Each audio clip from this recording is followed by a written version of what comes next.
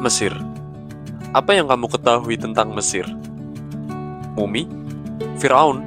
Atau kisah Nabi Musa membelah lautan? Tapi sebelumnya, dari mana sih Mesir berasal?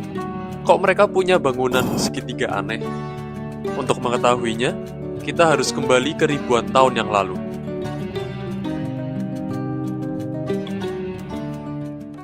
Kata Mesir atau Egypt berasal dari bahasa Yunani yaitu Aegyptos, yang berarti rumah, jiwa, petah.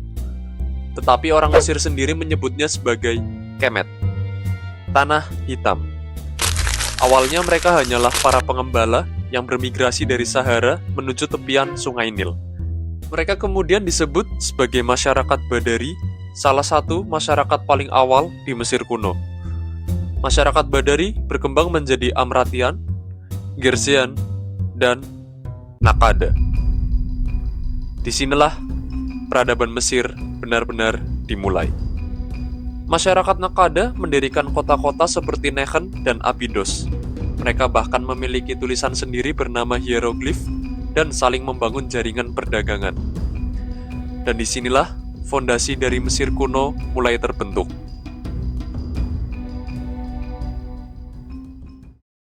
Sekitar tahun 3150 sebelum Masehi, muncul seorang raja yang dipercaya menyatukan Mesir hulu dan hilir. Raja itu bernama Narmer.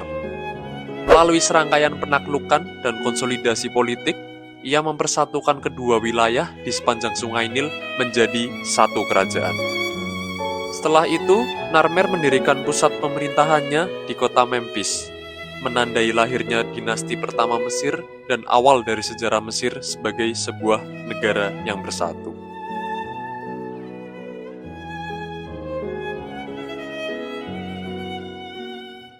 Pada periode ini, Mesir menikmati masa kemakmuran yang luar biasa. Salah satu penyebabnya adalah Sungai Nil yang hampir selalu meluap secara teratur setiap tahunnya. Orang Mesir bahkan membagi satu tahun menjadi 3 musim. Akhet saat Sungai Nil meluap antara Juni hingga September, Peret ketika air mulai surut dan masyarakat menanam berbagai tanaman sekitar Oktober hingga Februari, dan Shemu, musim panen yang berlangsung dari Maret hingga Mei. Hasil panen yang meningkat membuat populasi pun bertambah dengan sangat cepat. Namun, semakin banyak penduduk, semakin rumit pula negara untuk dikelola. Dari sinilah birokrasi Mesir berkembang menjadi jauh lebih besar.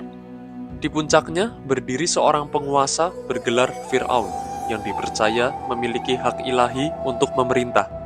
Di bawahnya terdapat seorang wazir yang mengawasi administrasi kerajaan. Sementara seluruh Mesir dibagi menjadi beberapa provinsi yang disebut nomes. Masing-masing dipimpin oleh seorang bergelar nomark. Pada masa Firaun Djoser, ia dan arsiteknya bernama Imhotep mendirikan bangunan monumental yang akan bertahan 1000 tahun lamanya. Itu adalah piramida Giza dan Sphinx. Pada periode ini, kas negara juga dikeluarkan untuk membangun kuil-kuil, yang mana ini mengikis ekonomi Mesir. Di saat yang sama, kekeringan melanda Mesir antara tahun 2200 sampai 2150 sebelum Masehi. Dan para nomark satu persatu mulai menentang supremasi Firaun. Kelaparan, krisis ekonomi, dan gejolak politik tak terhindarkan. Mesir kini memasuki periode kekacauan yang terjadi selama 140 tahun.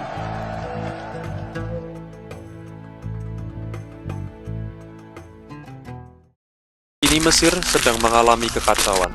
Tidak ada lagi pemerintah pusat, kelaparan melanda berbagai wilayah, perang saudara pun pecah. Para nomark yang dulunya hanya gubernur daerah, kini saling berebut kekuasaan. Pada akhirnya, hanya 2 kekuatan besar yang tersisa, Herakleopolis di Mesir Hilir dan Thebes di Mesir Hulu. Kedua kekuatan ini terus berperang hingga akhirnya sekitar tahun 2055 sebelum Masehi, pasukan Thebes di bawah pimpinan Mentuhotep II berhasil mengalahkan Herakleopolis dan kembali menyatukan Mesir. Inilah awal dari sebuah kebangkitan baru yang dikenal sebagai Kerajaan Pertengahan. Selama hampir 4 abad berikutnya, Mesir kembali bangkit menjadi salah satu kekuatan terbesar di dunia kuno. Para Firaun berhasil memulihkan stabilitas negara, membangkitkan kembali seni, sastra, dan membangun berbagai monumen baru. Pada masa ini, Amenemhat I membentuk tentara profesional pertama Mesir, yang mana tentara ini kemudian digunakan untuk menguasai Nubia di selatan. Dengan keamanan kembali terjaga, politik yang stabil, pertanian yang melimpah, serta perkembangan seni dan budaya yang pesat, Kerajaan Pertengahan menjadi salah satu periode paling makmur dalam sejarah Mesir kuno.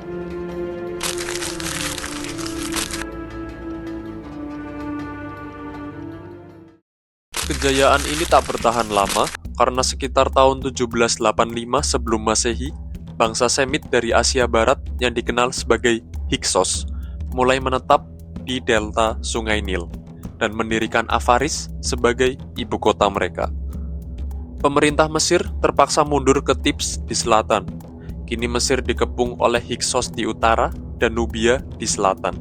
Hingga akhirnya, setelah serangkaian perang pembebasan selama hampir 30 tahun, pada tahun 1555 sebelum Masehi, Ahmose I berhasil mengusir Hyksos dari Mesir dan menyatukan kembali negeri Mesir. Pengalaman pahit dijajah bangsa asing mengubah cara Mesir memandang dunia. Sejak saat itu, kekuatan militer menjadi prioritas utama pemerintahan Mesir. Dan dimulailah periode paling gemilang dalam sejarah Mesir kuno. Periode ini dianggap sebagai masa keemasan Mesir kuno.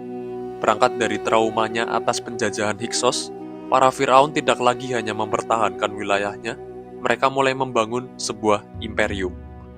Di bawah pemerintahan Thutmose I dan Thutmose III, Mesir memperluas wilayahnya hingga mencapai ukuran terbesar dalam sejarah. Dari Suriah di utara hingga Nubia di selatan. Pada masa Hatshepsut, pembangunan kembali kuil-kuil dikencarkan dan jalur perdagangan dengan Pun serta semenanjung Sinai mulai berkembang. Kekayaan yang mengalir dari seluruh kerajaan membuat proyek pembangunan terjadi dengan masif. Kuil-kuil megah didirikan untuk memuliakan Dewa Amun. Sekitar tahun 1350 sebelum Masehi, Firaun Amenhotep IV atau yang lebih dikenal sebagai Akhenaten melakukan perubahan yang sangat radikal. Ia mengangkat Aten sebagai dewa tertinggi dan melarang pemujaan terhadap dewa lain. Setelah kematiannya, Firaun Tutankhamun segera membatalkan kebijakan Akhenaten yang dianggap terlalu radikal. Beberapa dekade kemudian, naiklah seorang Firaun yang namanya mungkin paling terkenal dalam sejarah Mesir, Ramses II. Ramses II memimpin Mesir melawan bangsa Het dalam pertempuran Kades. Di bawah Ramses II, Mesir mencapai puncak kejayaannya. Namun, ketika berada di puncak, ancaman baru mulai berdatangan. Mesir yang kaya menjadi incaran empuk orang-orang luar. Bangsa-bangsa dari barat mulai menyerang, disusul gelombang Sea People yang mengguncang seluruh kawasan Mediterania Timur. Mesir memang berhasil bertahan, tetapi kehilangan banyak wilayah kekuasaannya di Kanaan. Ancaman dari luar kemudian diperparah oleh masalah dari dalam, korupsi, perebutan kekuasaan, dan ketidakstabilan politik. Kerajaan Mesir perlahan runtuh dan memasuki masa perpecahan.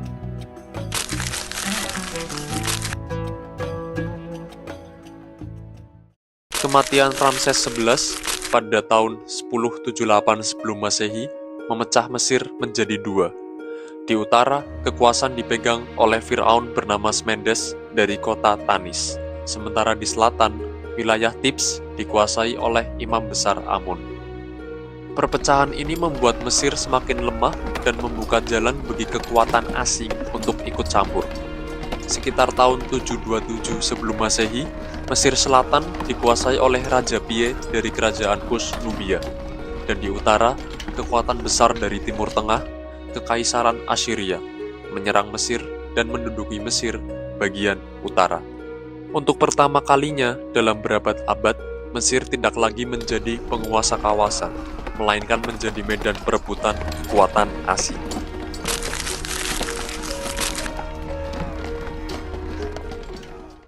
kendali Assyria tak berlangsung lama. Pada tahun 653 sebelum Masehi, Psamtik I berhasil mengusir Assyria untuk selamanya, dan Mesir kembali menjadi kerajaan yang merdeka. Namun, kebebasan itu hanya berlangsung singkat. Pada tahun 525 sebelum Masehi, Mesir yang dulunya merupakan peradaban kuat, kini hanya menjadi salah satu provinsi dari kekaisaran asing. Kedudukan Mesir kemudian beralih dari Persia ke Yunani. Sekitar tahun 332 sebelum Masehi, seorang penakluk muda dari Makedonia bernama Alexander Agung mengalahkan Persia dan memasuki Mesir. Dan selama 3 abad setelahnya, Mesir dipimpin oleh dinasti Ptolemaik dengan budaya Yunani. Hingga akhirnya, pada tahun 30 sebelum Masehi, Romawi menduduki Mesir. Kleopatra VII menjadi penguasa terakhir dinasti Ptolemaik sekaligus Firaun terakhir dalam sejarah Mesir. Sejak saat itu, Mesir resmi menjadi bagian dari Kekaisaran Romawi, dan berakhirlah kisah lebih dari 3.000 tahun peradaban Mesir kuno.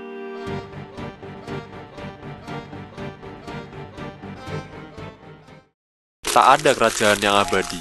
Selama lebih dari 3.000 tahun, Mesir telah menyaksikan kebangkitan, kejayaan, hingga keruntuhannya sendiri.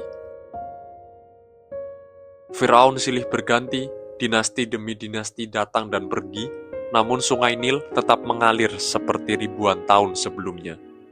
Mesir mungkin telah kehilangan kemerdekaannya, tetapi peradabannya tidak pernah benar-benar hilang, karena hingga hari ini, setiap kali kita melihat piramida atau membaca kisah para Firaun, kita sebenarnya sedang mengingat salah satu peradaban terbesar dalam sejarah manusia. Namun, Mesir bukan satu-satunya peradaban besar di dunia kuno. Jauh di sebelah timur, di antara Sungai Kuning dan Yangtze, lahirlah sebuah peradaban yang bertahan mungkin hingga saat ini.